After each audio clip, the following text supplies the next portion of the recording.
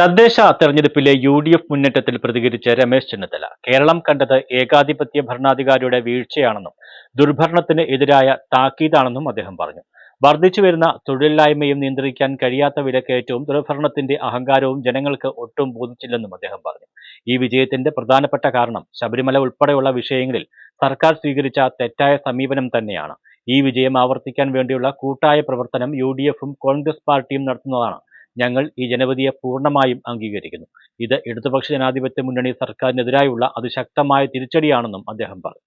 ഞങ്ങൾ ഈ ജനവിധിയെ പൂർണ്ണമായും അംഗീകരിക്കുന്നു. 2010 യു.ഡി.എഫ് നേടിയ അതേ വിജയമാണ് ഇപ്പോൾ ഉണ്ടായിരിക്കുന്നത്.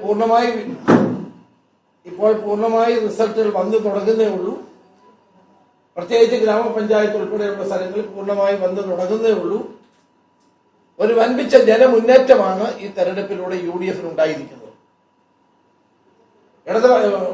അന്ന് മുഖ്യമന്ത്രി പറഞ്ഞത് ശരിയാണ്. ശക്തി കേന്ദ്രങ്ങൾ പിടിച്ചെടുക്കുമെന്ന് അദ്ദേഹം പറഞ്ഞു.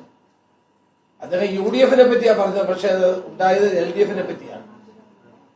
എൽ.ഡി.എഫിന്റെ ശക്തി കേന്ദ്രങ്ങൾ കേരളത്തിൽ പല ഭാഗത്തും പിടിച്ചെടുക്കാൻ യു.ഡി.എഫിന് സാധിച്ചു.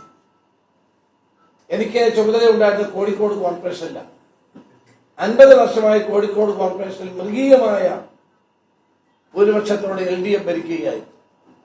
ഓരോ തവണയും CPM-ന് ഭൂരിപക്ഷമുള്ള പഞ്ചായത്തുകൾ കൂട്ടിച്ചേർത്ത് 50 വർഷമായി ഭരിക്കുകയായി. വോട്ടർ പട്ടികയിൽ ക്രമക്കേട് വരുത്തിയും CPM-ന് സ്വാധീനമുള്ള മേഖലകൾ കൂട്ടിച്ചേർത്തിട്ടും മേയറെ അടക്കം തോൽപ്പിച്ചുകൊണ്ട് ജനങ്ങൾ കോഴിക്കോട് ശക്തമായി തിരിച്ചടി നൽകിയിരിക്കുകയാണ്.